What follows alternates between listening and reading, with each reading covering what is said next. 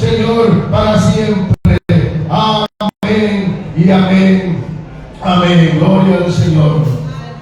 Vamos a alabarle con el Salmo 145. Yo creo que a eso hemos venido a exaltar y bendecir el nombre de nuestro Señor Jesucristo. Aleluya, gloria al Señor para siempre.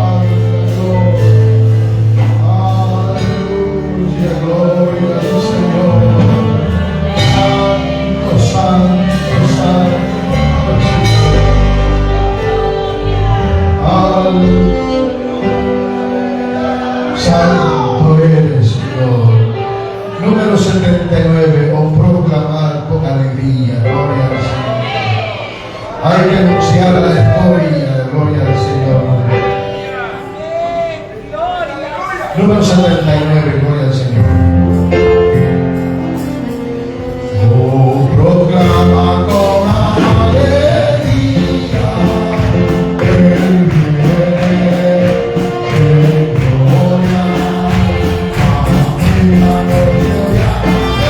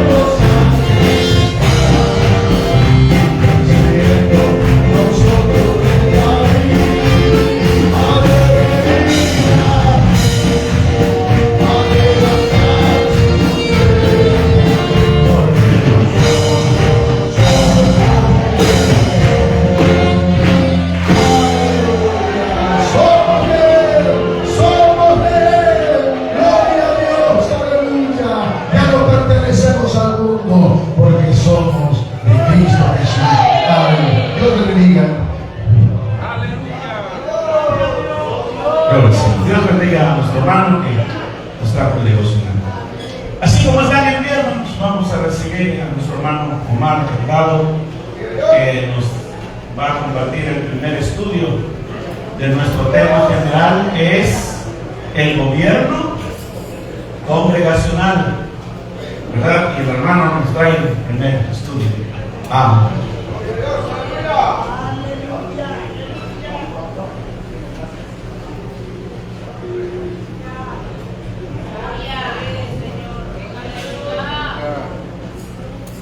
Dios nos bendiga a todos, hermanos, en esta mañana. Y así como están de pie, vamos a abrir nuestras sagradas escrituras en el Evangelio de San Marcos. Evangelio de San Marcos, capítulo 13. Y vamos a leer el verso 34. San Marcos 13, 34. Dios nos bendiga a todos los que están. Mañana.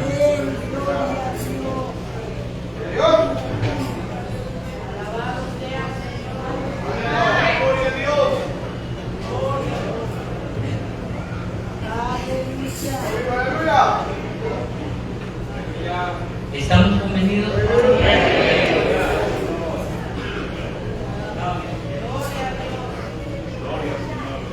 Voy a leerlo una vez y luego lo vamos a leer por una segunda ocasión todo. Dice así, en el nombre de nuestro Señor Jesucristo: es como el hombre que yéndose lejos dejó su casa y dio autoridad a sus siervos y a cada uno su obra, y al portero mandó que velase. ¿Ustedes?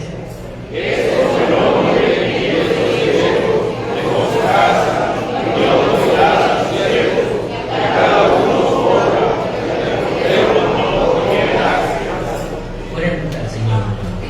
Padre amado que estás en los cielos, en esta mañana que nos da la bendición de estar aquí congregados, Señor, en tu nombre, y que después de adorarte, alabarte, hemos de considerar tu palabra.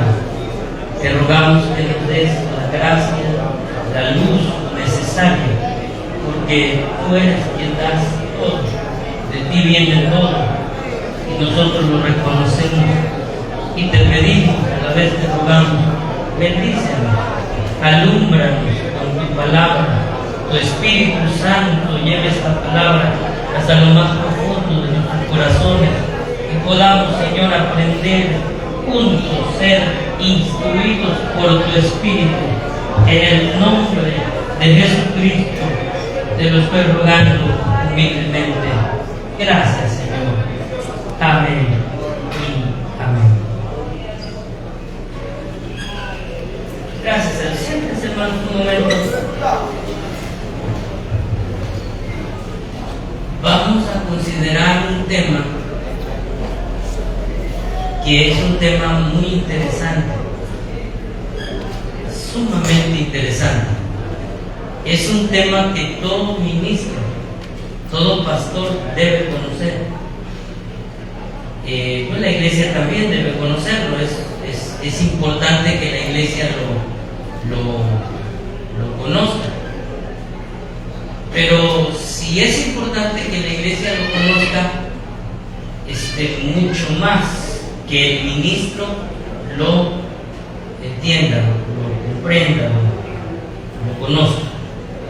Bueno, el tema que vamos a desarrollar, que vamos a hablar, le he pedido al Señor que nos ayude, que sea su gracia, porque no por otra cosa, sino por lo interesante del asunto. Deseo que lo podamos comprender todos. Bueno, el tema que nos corresponde, el tema general, es el gobierno congregacional. Ese es el tema general de nuestra junta, de nuestra convención.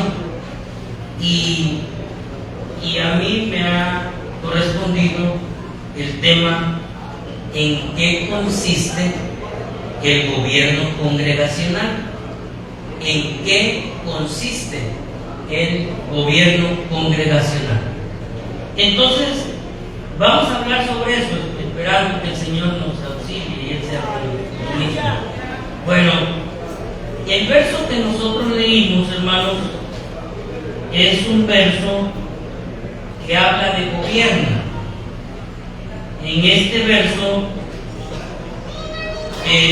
se nos dice que un jefe, un dueño o un señor de alguna casa, de alguna propiedad, da autoridad a sus siervos y dice que a cada uno le asigna su lugar y al último dice, y al portero mandó que velase. Entonces este verso que hemos tomado de base nos habla de gobierno, nos habla de la autoridad que un señor da a sus siervos para administrar su propiedad, su casa, mientras él está ausente.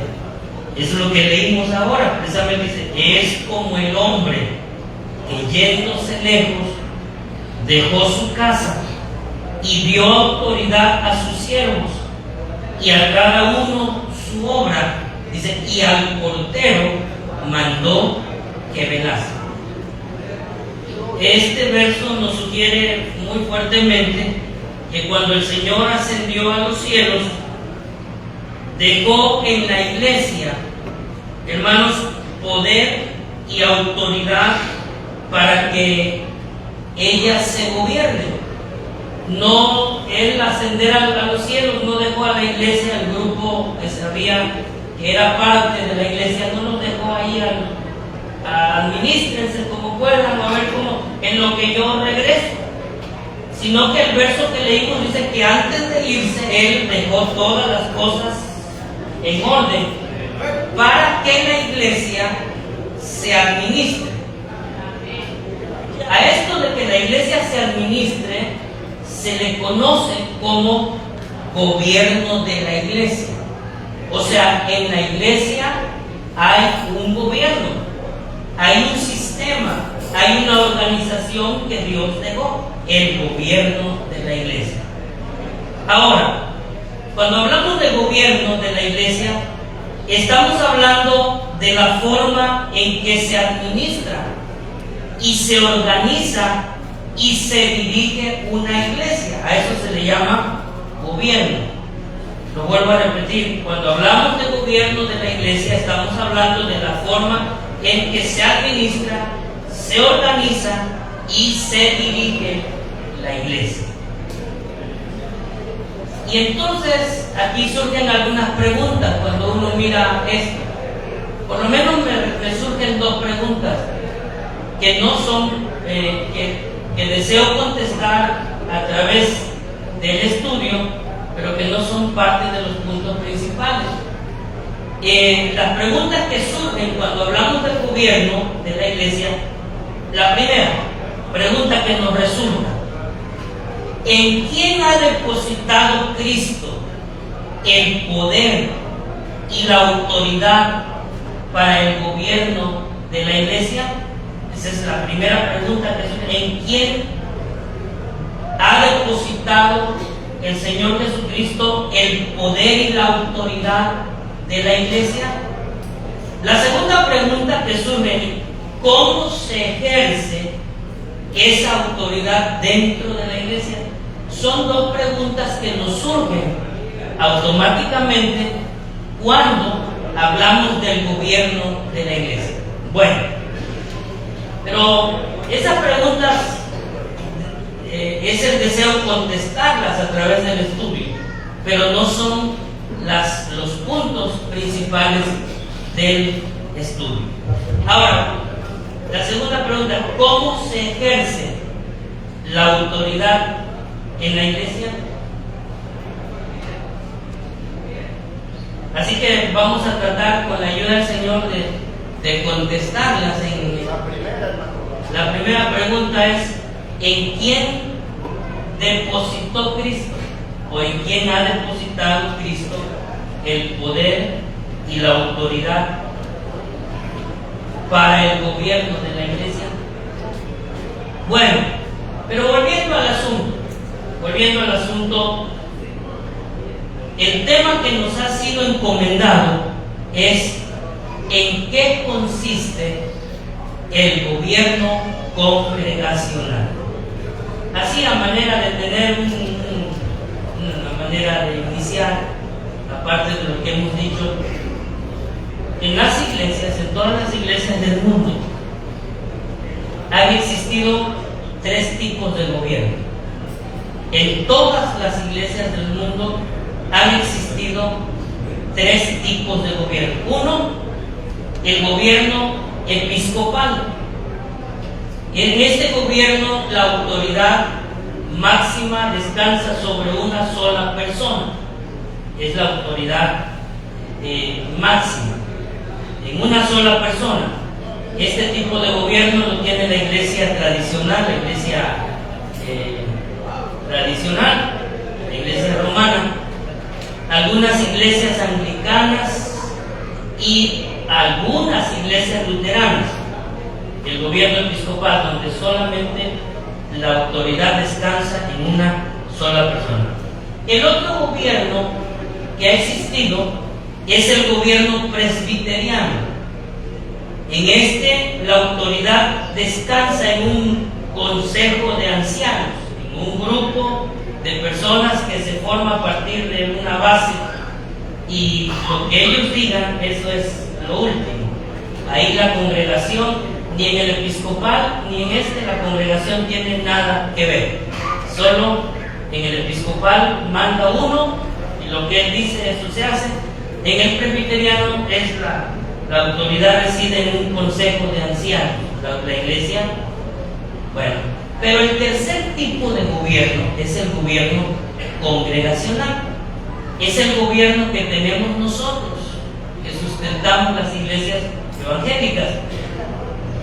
El gobierno se llama gobierno congregacional o gobierno independiente.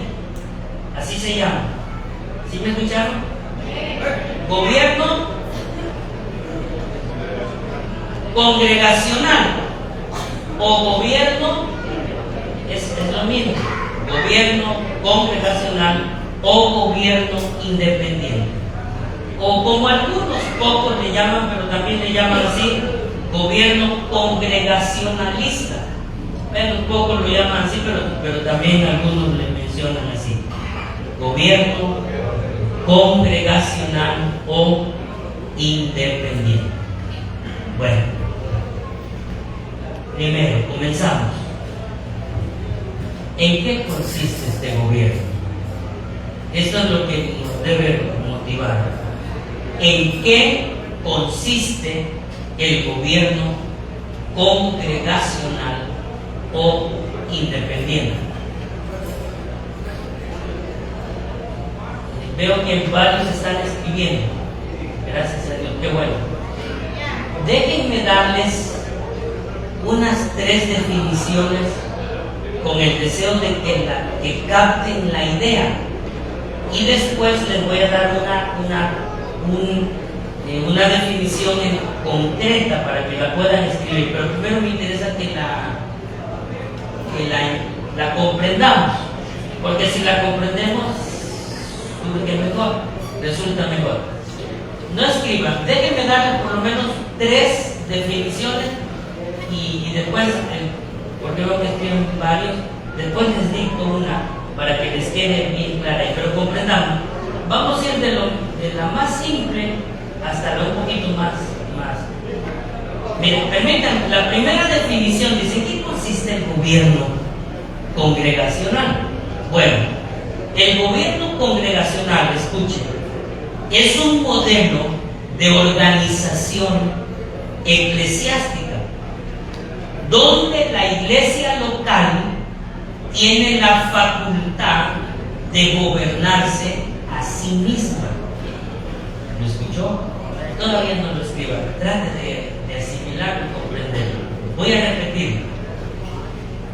Es un modelo de organización eclesiástica donde cada iglesia local tiene la facultad de gobernarse a sí misma.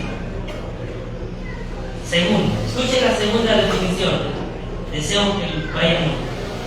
Gobierno congregacional o independiente es un sistema de administración eclesiástica en el que cada congregación local es autónoma, o sea, tiene la capacidad de funcionar, actuar y gobernarse a sí misma.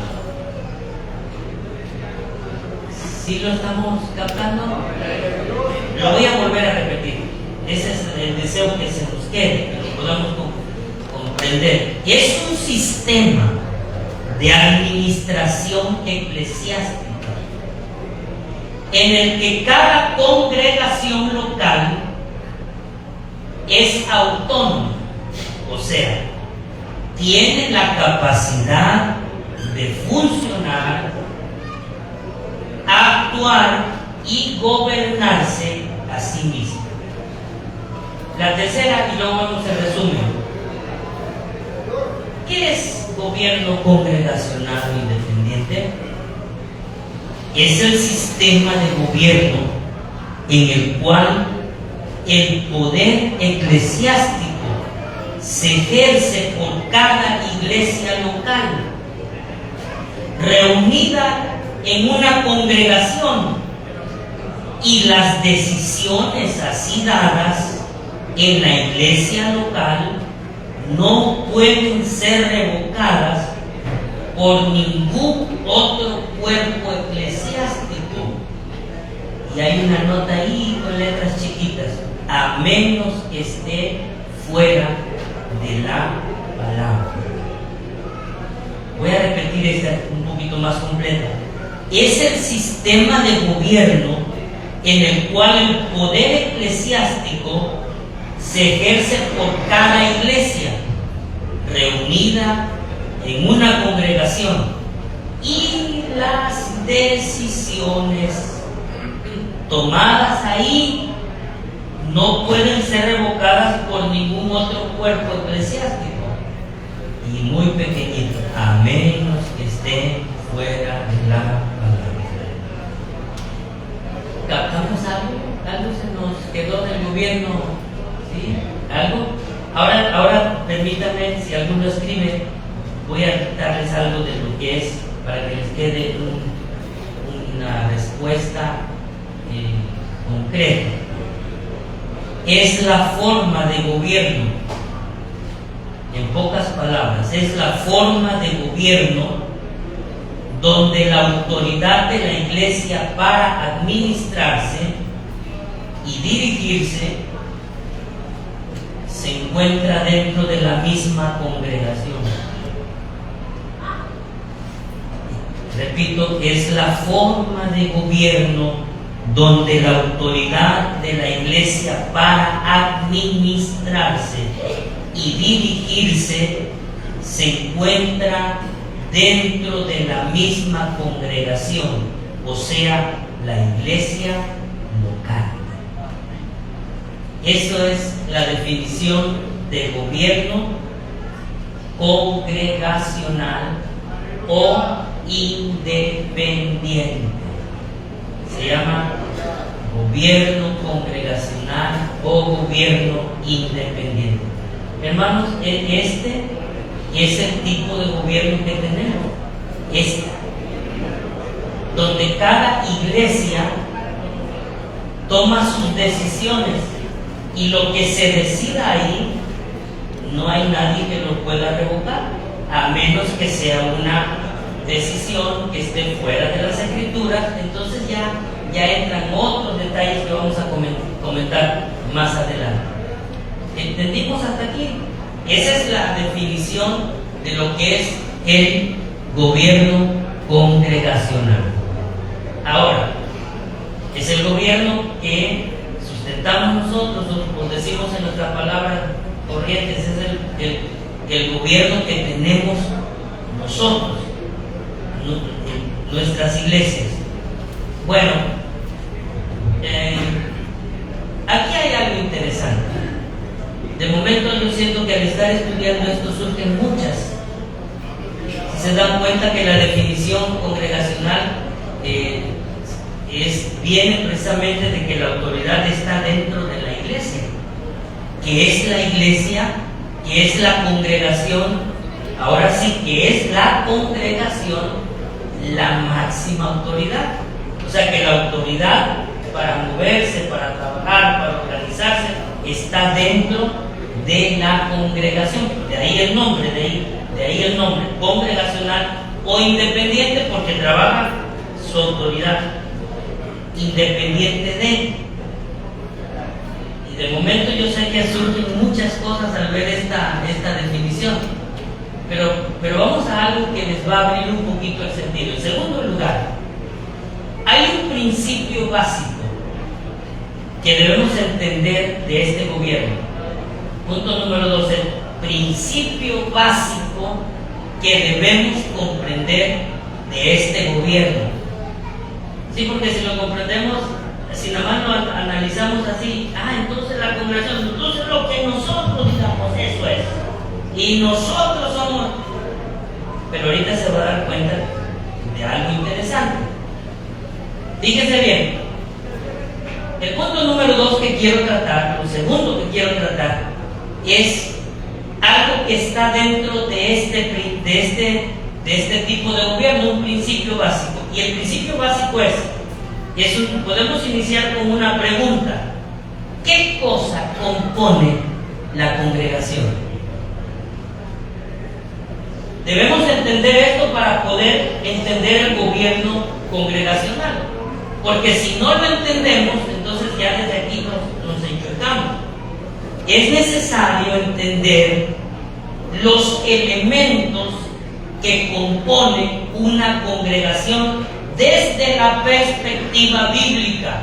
O sea, desde la vista de Dios, desde cómo Dios mira el asunto. La pregunta es: ¿de qué está compuesta una congregación? Y cuando nosotros nos preguntamos a la luz de la Escritura, encontramos que una congregación está compuesta de 3 elementos indispensables. No puede ser iglesia o congregación de Dios si falta uno de ellos. 3 elementos forman lo que es la congregación. ¿Cuáles son esos elementos? ¿Cuáles son esas personalidades que componen la congregación? Número 1. En toda iglesia o toda congregación de Cristo encontramos, número 1, la palabra de Dios. O, voy a decirlo de otra manera, encontramos al Señor Jesucristo representado por su palabra. Es el primer elemento que compone una congregación. ¿Sí me explico? Para que sea congregación o iglesia, no puede faltar el Señor, Dios y su palabra. Segundo, dentro de una congregación existen los ministros, o sea, el pastor. Y tercero, la membresía de la iglesia. Estos tres elementos se le llama congregación. ¿Me explico? ¿Están aquí?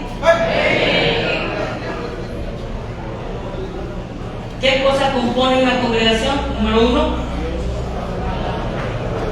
la presencia de Dios a través de su palabra y su espíritu.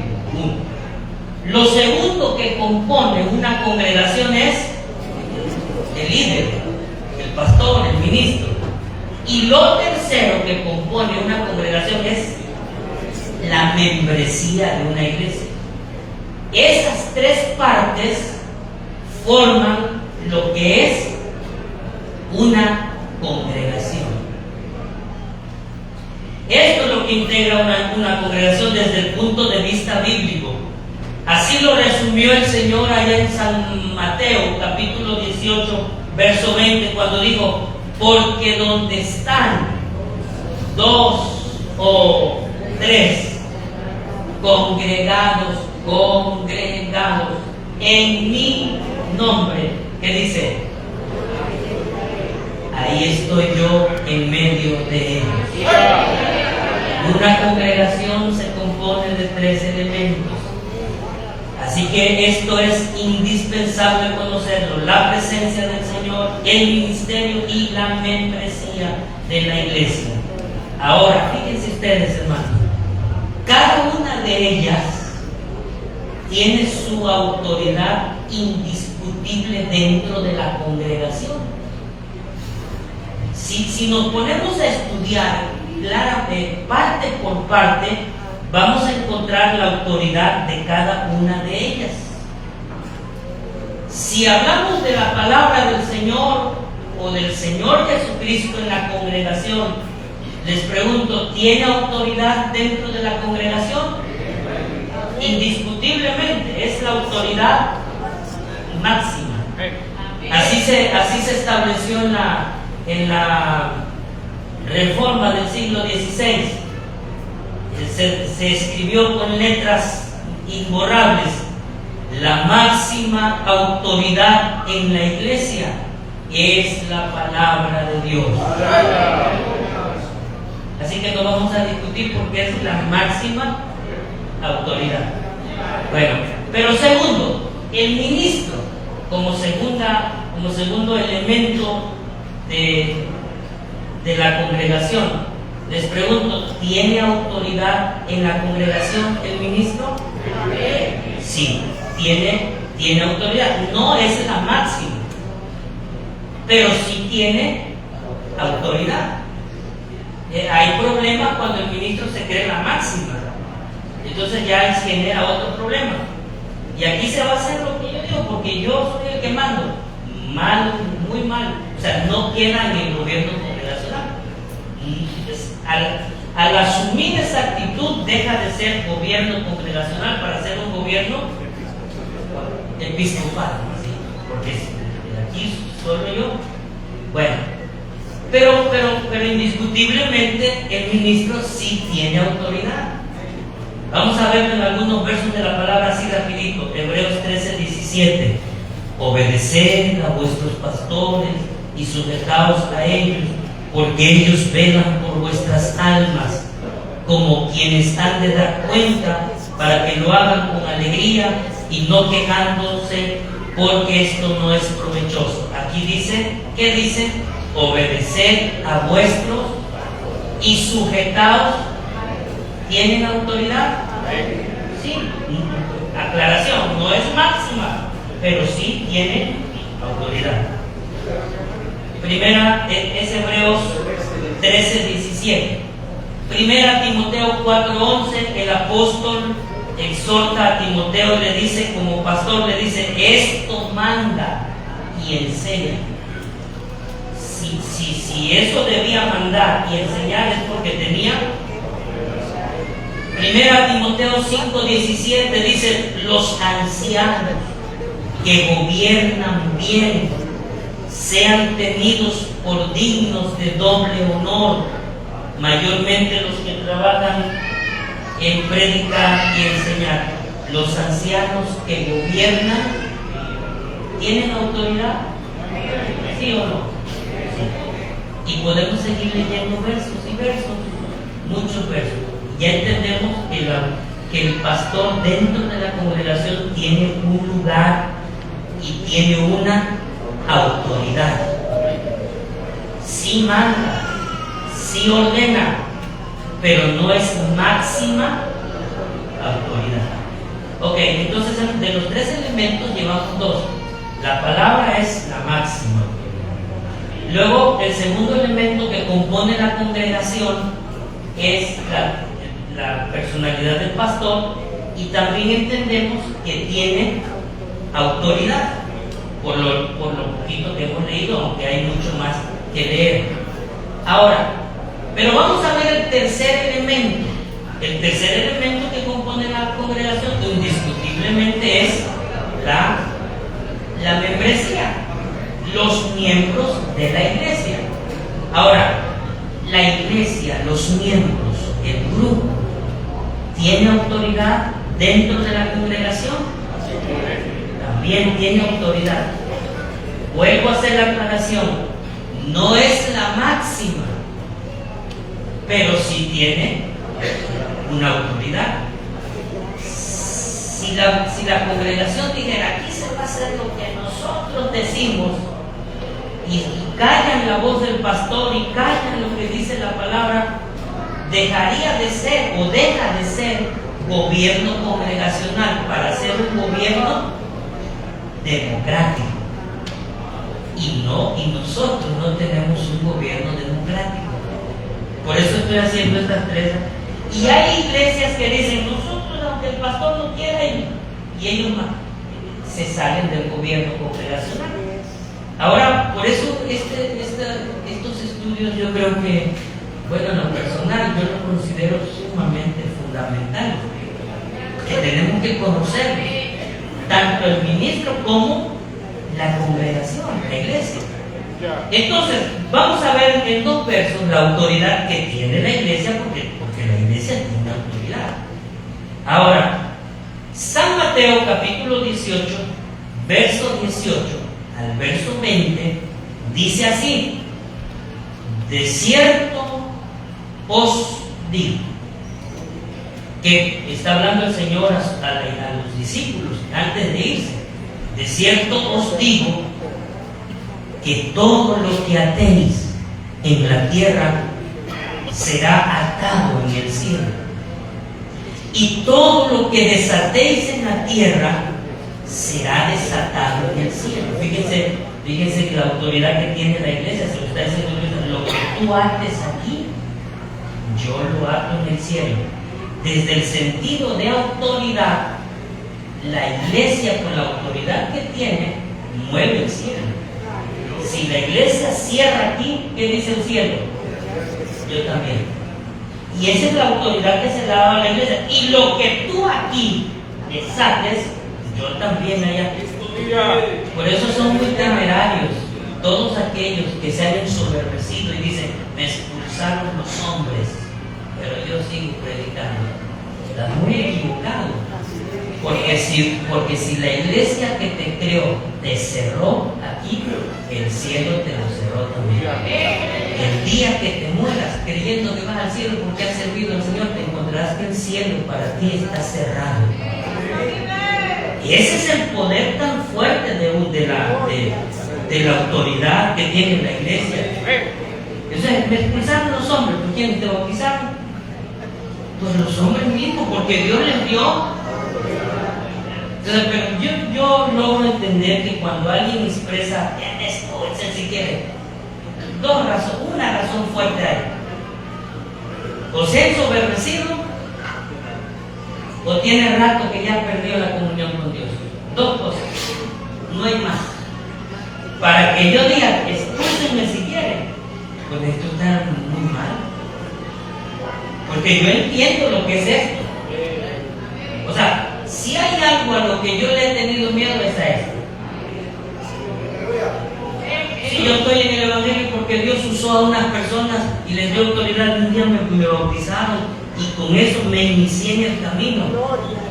Y un día que me porte mal y que ellos mismos ejecuten una orden sobre mí y que yo diga, eso no vale, yo sigo sirviendo al Señor y sigo predicando. Vas a seguir predicando. Y posiblemente sigan sucediendo algunos milagros ahí si sucedían, pero eso no te garantiza que el cielo para ti está cerrado. Yo nada más pienso en eso y se me eriza la piel. Pero se necesita haberse ensoberbecido, o se necesita, tiene rato, haber perdido la relación relación íntima. Solo hay dos cosas, no hay más que buscar. Porque para que un cristiano, un ministro, en su sano juicio exprese esas palabras, pues no lo va a hacer nunca, porque sabe que él está tirando.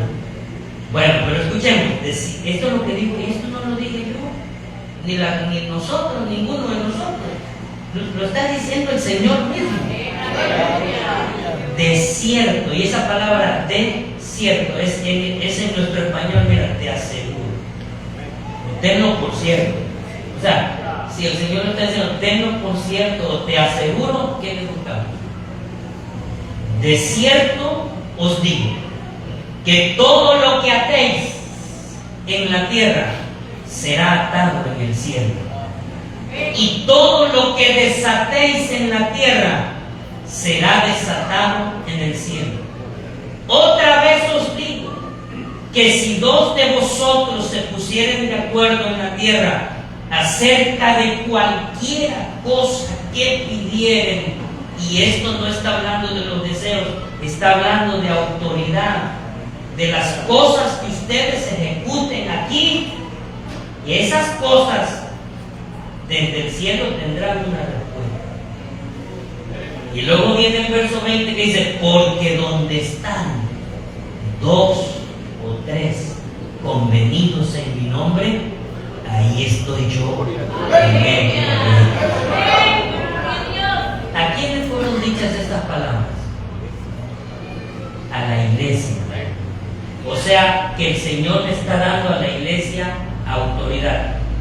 Lo mismo sucede en San Juan 20, capítulo 20, verso 21 al 23, cuando el Señor resucita y les dice, paz a vosotros, así como me envió el Padre, también yo os envío.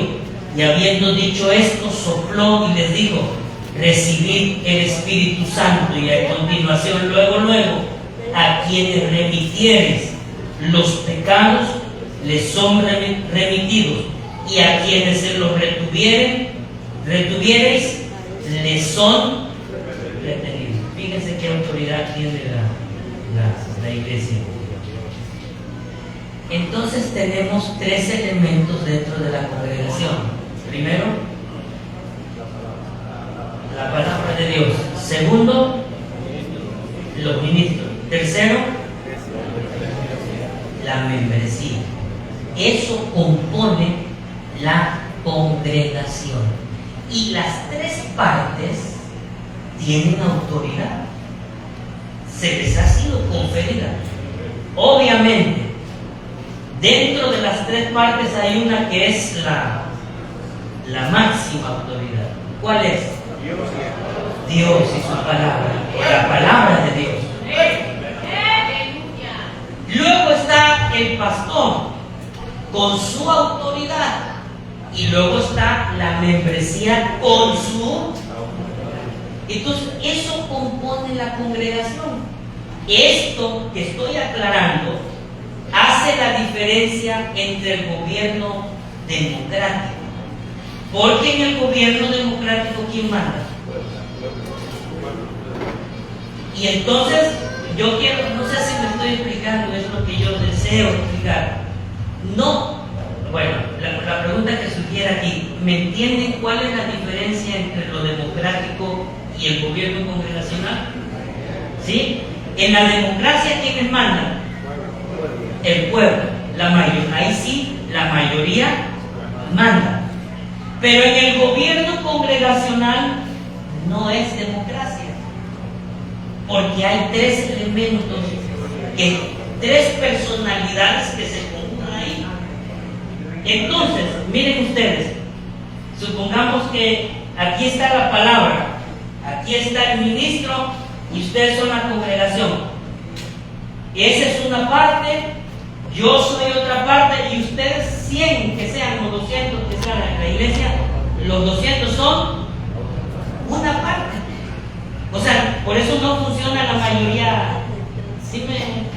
Por eso en el gobierno congregacional no es la mayoría. Y a veces dicen, no, si en nuestro gobierno congregacional nosotros mandamos, vamos a sacar al pastor. Dentro de la congregación, la membresía cuenta por una parte. la otra parte, la principal, la palabra de Dios, y otra parte, el ministro. Y miren lo hermoso de esto. Esto es lo bonito del gobierno congregacional. Si yo como pastor me estoy desviando de la doctrina, ya desde que me estoy desviando de la doctrina ya me está condenando. Pero la congregación despierta dice: hermano pastor, usted va mal, por ahí no es. Con respeto, porque tiene una autoridad. Hermano pastor, no es así, mire, la palabra es. Y él dice no, y él persiste en su necedad. Entonces, la palabra y la membresía, que son dos partes, pueden jalar a la otra parte y reconvenirle. Y es que la Biblia dice así, porque todo se hace en base a la máxima autoridad dentro de la congregación. Y entonces, si las cosas no, entonces ya tenemos que caer a otras instancias. ¿Sí me explico? Pero ahí hay dos partes: la membresía es una parte y la Biblia, Dios, es otra parte. Lo mismo pasa al revés. Si la congregación anda de mundana y se quiere desviar, la palabra y el pastor tienen la autoridad de: hermanos, así no es. Hermana, esto, hermana, hermano, hermana, y empieza. Este es el gobierno congregacional.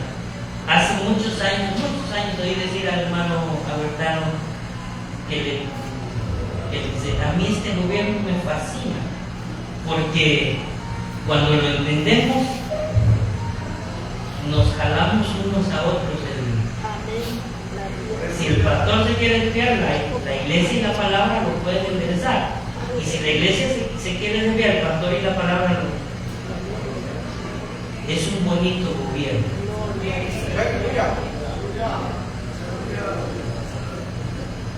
¿Entendimos que no es democracia? ¿Sí? Así que si alguno ha dicho, hay dos cosas que surgen aquí cuando no entendemos. Oía uno que dijo: aquí mando yo. Cuando yo era chofer del hermano hace muchos años, aquí mando yo. El pastor Roberto no manda ya, pero aquí mando yo. Se está saltando por todo el mundo, se está sublevando por la iglesia, ok, el pastor no se va a meter porque por derecho respetan esa es una de las razones por las cuales la iglesia central de la Nueva Victoria nunca se ha metido en los campos.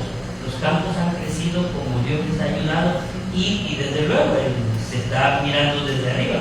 Pero mientras no se salgan de la doctrina, los acuerdos que tengan en la gloria, en donde quieran tenerlos, en los campos, se les respeta mientras están dentro de la palabra. ¿Por qué? Por el tipo de gobierno que tenemos. Y en otro lado dijeron, nosotros, digo la iglesia por la otra parte, ¿no? Digo, nosotros aquí somos los que mandamos, porque nuestro gobierno es congregacional y se hace lo que nosotros decimos porque somos mayoría. Equivocados. Así que esto es uno de los elementos fundamentales que se deben entender para poder comprender el gobierno congregacional. Sí es cierto que desde la congregación se toman decisiones, sí, y que nadie puede echar abajo los acuerdos de la congregación. Eso también es con la condición que estén dentro de la palabra. Porque si no están dentro de la palabra, entonces tenemos que responder a otros. Y ahí entra lo que se llama la autoridad apostólica. De dónde nacimos, de dónde venimos, que tiene la autoridad para jalarnos si estamos mal. Alguien refuta esto y dice que no puede ser autónoma en todos los sentidos. Tienes una responsabilidad espiritual, que tomas decisiones como iglesia local, que quieren pintar el templo de rosado, que lo quieren, eso es un problema y nadie te va a decir nada, así como congregación. Pero tocando los términos bíblicos de la doctrina, entonces tenemos que responder. Y si alguien dice que no, pero ¿No dijo Pablo a uno de sus, te puse allá para que ordenes? ¿Cómo le dijo a Tito? Para esto te dejé en Creta, para que corrigieses lo deficiente. Y una cosa es el gobierno y otra cosa es la responsabilidad espiritual que tenemos. Y esa no nos la quitamos encima, porque Dios no trabaja fuera. Dios no tiene gente a la deriva. Todos tenemos a quien responder. Bueno, pero ese no es el tema, ¿no? Estamos hablando del gobierno, de la iglesia. Entonces, quiero abundar aquí tantito antes de pasar a lo siguiente. Entonces, ¿entendemos cuál es la diferencia entre la democracia y el gobierno congregacional? Aquí respondemos la primera pregunta que nos hicimos al último. ¿En quién depositó el Señor Jesucristo el poder y la autoridad para gobernarse dentro de la iglesia? ¿En quién? En la iglesia misma, en la congregación. O sea, ahí está todo: la palabra, los ancianos y la membresía. Así que no es democracia. Si acaso quisiéramos verlo desde ese punto de vista, desde los tipos de gobiernos del mundo, tendríamos que decir que es una teocracia, porque es Dios quien gobierna a través de su palabra y su iglesia. Si quisiéramos decirle desde ese punto de vista. ¿Estamos hasta aquí, hermano? Bueno, ahora vamos a las bases bíblicas y a los ejemplos de este gobierno en el Nuevo Testamento. En el Nuevo Testamento hay ejemplos suficientes. Quiero mencionar por lo menos 2 ejemplos de este gobierno. Por cierto, todos los que estudian coinciden en que es el gobierno más bíblico, el más apegado a las Escrituras. Y ahorita va a ver usted por qué. Entonces se gobierna desde la congregación. Ahí se encuentra la autoridad de Dios, la autoridad de los ministros y la autoridad de la iglesia. Ejemplo número 1. Pudiéramos comenzar con la elección. Bueno, vamos a comenzar. Hechos capítulo 6, versos 2 al 6. Cuando la iglesia nombra los diáconos en la iglesia primitiva. Hechos capítulo 6, versos 2 al 6.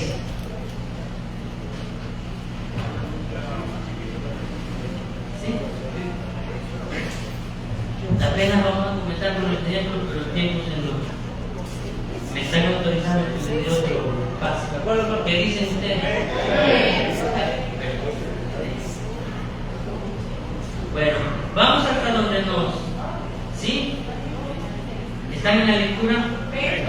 La iglesia de Jerusalén nombra servidores. Voy a leer y ustedes van subrayando en su mente las palabras que yo menciono.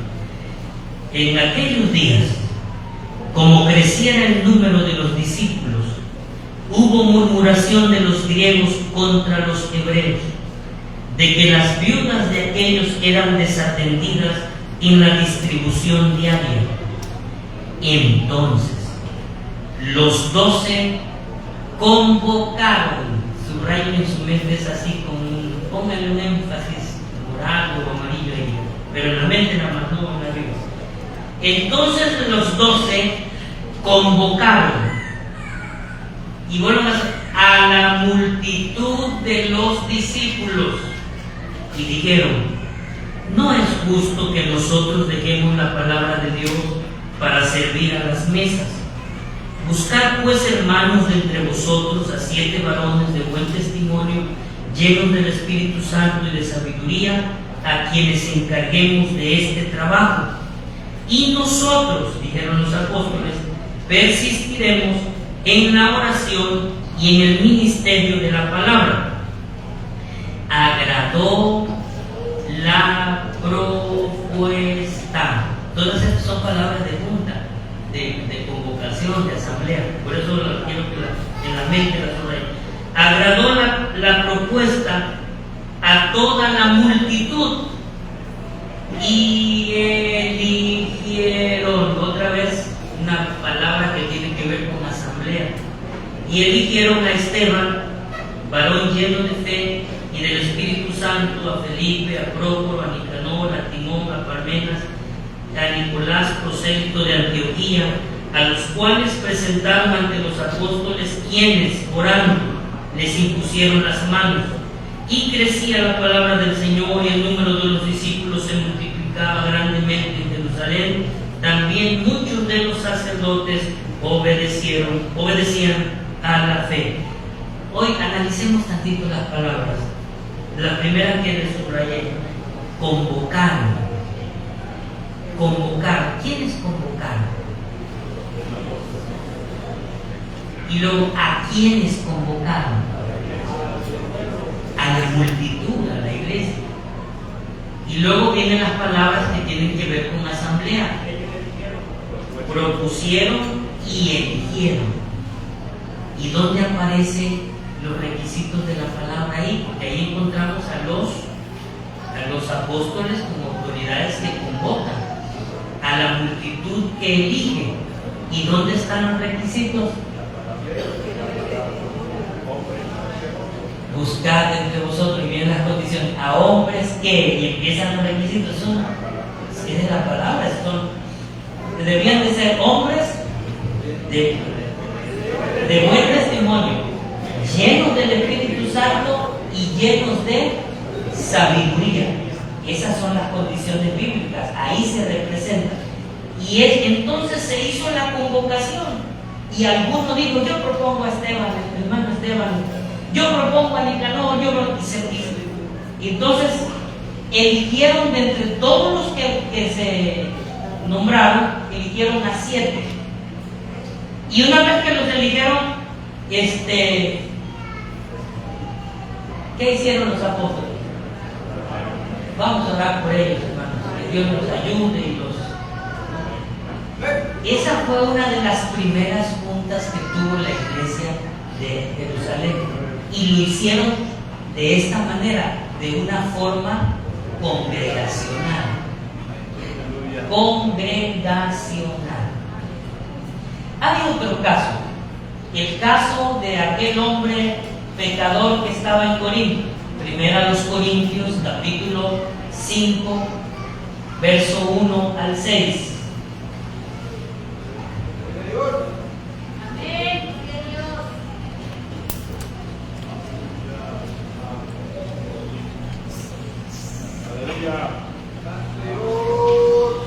¿Estamos? Bueno. Primera Corintios 5, 1 al 6. Leo para ustedes, me siguen con su vista.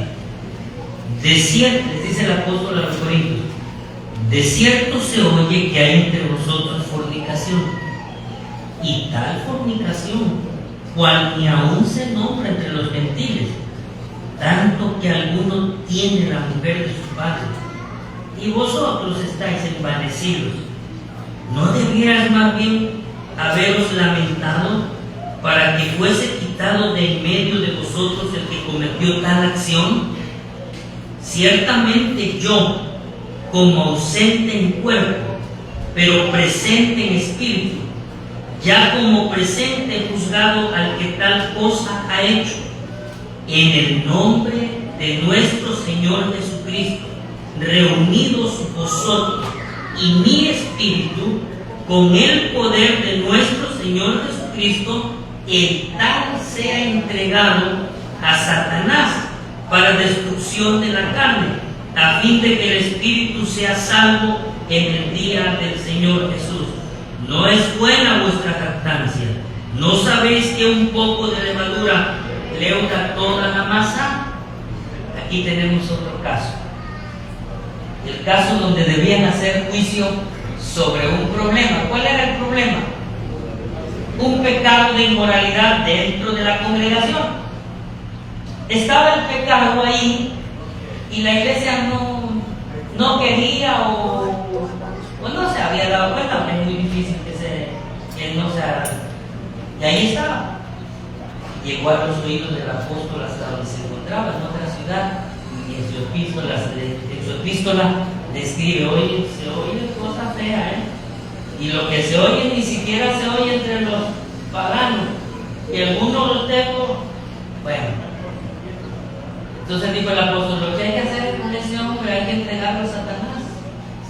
Entregarlo a Satanás es un equivalente de expulsarlo del seno de la iglesia, es un equivalente. Se oye feo, pero es el equivalente. La persona que se expulsa, ¿dónde cae? En las manos de Satanás. Así que me dijo una hermana muy triste, y es que te entregó en manos de Satanás. Sí, pero era lo mismo que no dijera en manos de Satanás, cuando lo expulsara iba a caer en manos de Satanás. Porque es el equivalente de él. Nada más que aquí está expresado con toda su crudeza. El expulsado cae en manos de Satanás, donde estaba antes. Y entonces dijo el apóstol, ese hay que expulsarlo. Ustedes están mal así con esa, se sienten muy, están envanecidos, se sienten muy tranquilos. Ese hombre hay que entregarlo, hay que expulsarlo. Así que aquí toma el apóstol su autoridad muy fuerte, porque aquí hay algo. Cuando la iglesia no responde, el responsable de ejercer la autoridad es. Y aquí la iglesia no respondía. Uy, qué tal pena.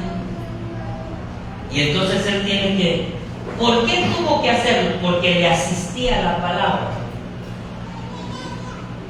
Oí que hace uno de nuestros pastores pasados llegó a un lugar donde no querían expulsar al Petito. ¿Sí? Continuamos, abuelo. Ya no dieron permiso, pero aunque veo que muchos están durmiendo, pero espero. Uno de nuestros pastores pasados llegó a lo llamaron de una de las misiones, de una de las iglesias, porque en la iglesia había una muchacha que se unió con un pagano y no se casaban y la iglesia no. Y entonces el pastor dijo, hay que disciplinarla, hay que expulsarla. Y la iglesia se paró, uno en especial se paró, no hermano, ¿cómo vamos a expulsarla? Tanto trabajo que da que vengan y ya no vamos a expulsarla por eso. Ya que Dios la ayude, pero que siga siendo miembro. Y dijo el pastor, no. Entonces se armó en la iglesia un detalle ahí. ¿Ustedes qué saben de eso? Cuando pasa eso, ¿qué hay que hacer? ¿Esperarle hasta que venga o qué? Si ya hay un pecado consumado, tiene que ejercerse la autoridad por amor a esa alma. ¿Por qué por amor a esa alma? Porque miren, si mientras no lo expulsemos, nosotros no lo expulsemos y pasan tiempo, meses, Dios por la cobertura de la iglesia no trata con él. Y si se muriera o viniera el Señor, esa persona va al infierno. ¿Quién tuvo la culpa? La iglesia que no. Y si esa persona estuviera en los planes de Dios y se corta, cae en las manos del diablo, el diablo la empieza y al ratito busca salvación. Y entonces es lo que Dios quiere, sí, lo que quiere. Pero a veces creemos que porque es mi hijo, no le vamos a hacer, lo queremos detener por sentimientos, y lo que estamos haciendo es exponerlo al infierno. Se siente duro, pero tiene que verlo por amor a su alma. Bueno, entonces le llamaron y ya se armó tanto ahí que tuvieron que ir a ver al pastor, ¿no? Y ya llegó el pastor, oyó el caso, y ya el caso está así. Y entonces la iglesia dijo, hermanos, es que, a ver, pónganse de pie. Ustedes no ven más allá de sus narices. Y empezó a requerir el expulsor. ¿Cómo vamos a tener aquí a un adúltero, un fornicario? Y es lo que estaba pasando en él.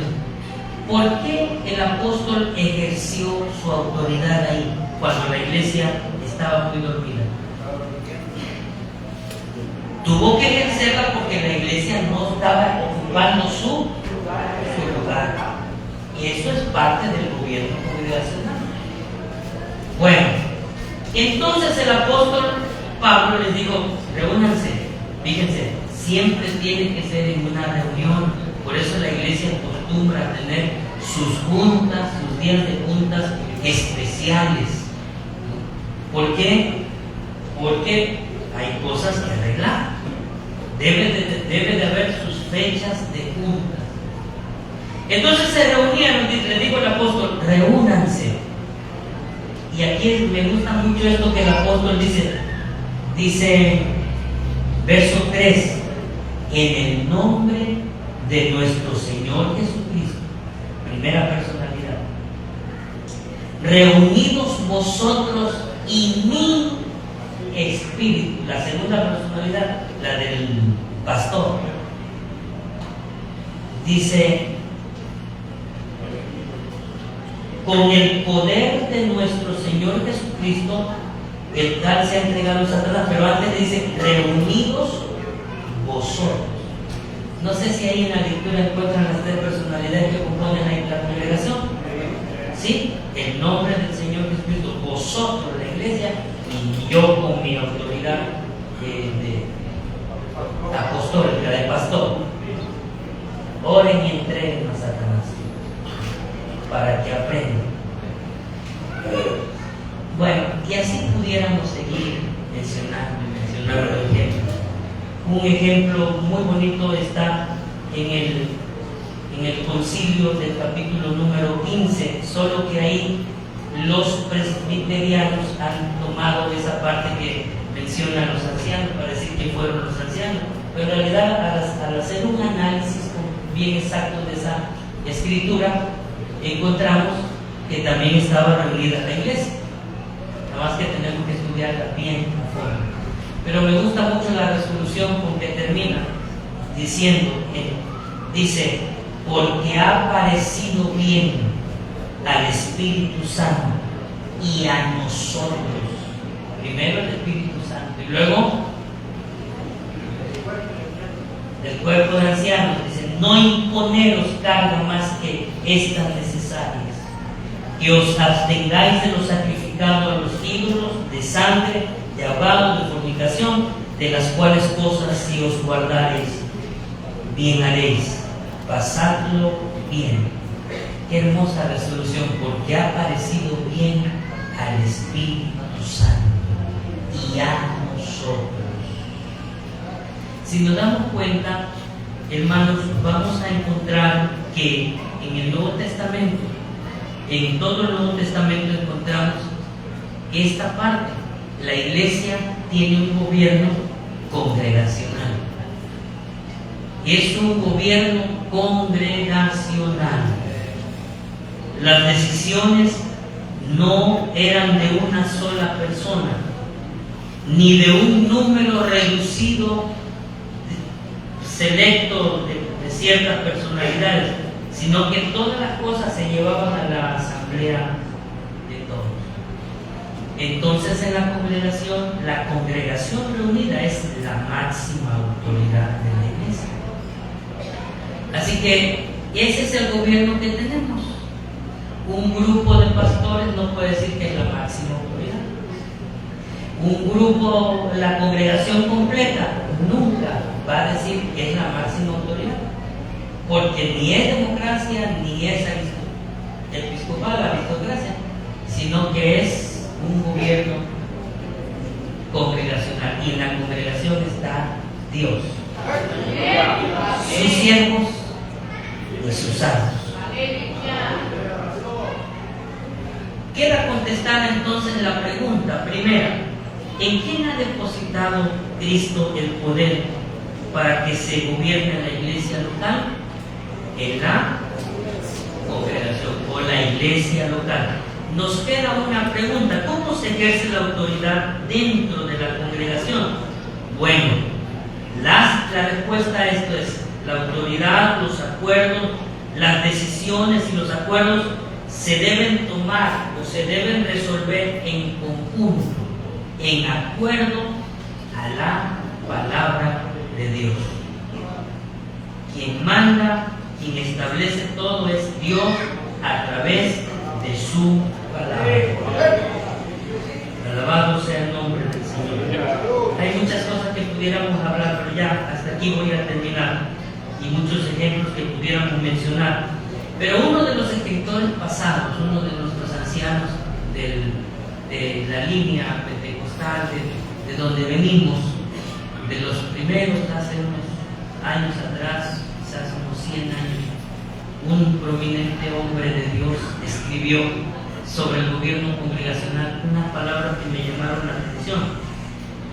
Dijo él: si se tratara de hablar del gobierno de nuestra iglesia en comparación con los gobiernos seculares, diríamos: la iglesia es gobernada por una combinación de estos tres gobiernos: monárquico, aristocrático y democrático, donde el gobierno monárquico lo representa el Rey de Reyes, el aristocrático, los ancianos de la iglesia, el pastor y sus colaboradores, y el democrático, cada miembro con el privilegio que tiene como parte de la congregación.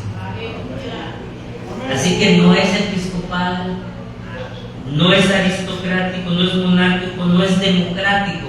Podríamos decir, de acuerdo a lo que él opina, es una combinación de esos tres poderes.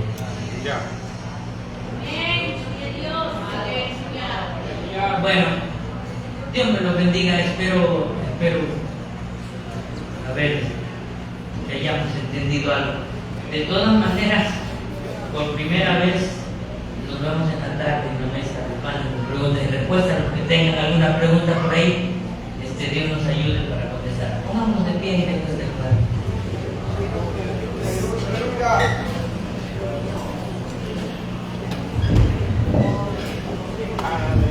Gracias, Señor, en esta mañana te damos por tu palabra, Señor. Gracias por enseñarnos. Gracias porque tú eres bueno y porque tú quieres lo mejor para nosotros. Muchas gracias por tu palabra. Bendice a mi hermano quien la expuso y a toda tu iglesia presente, y así también a los que nos oyen a través de las redes sociales. También bendíceles, Señor, y tu nombre sea glorificado desde ahora. Gracias. Amén. Lo dijo el hermano. ¿Alguna duda? A las 4 de la tarde, por ahí, ¿verdad? Más o menos, va a haber el panel de preguntas y respuestas, por si surge una duda. Vamos a darle lugar a nuestro hermano Esdras Temitz, que nos trae el devocional y ofrenda en esta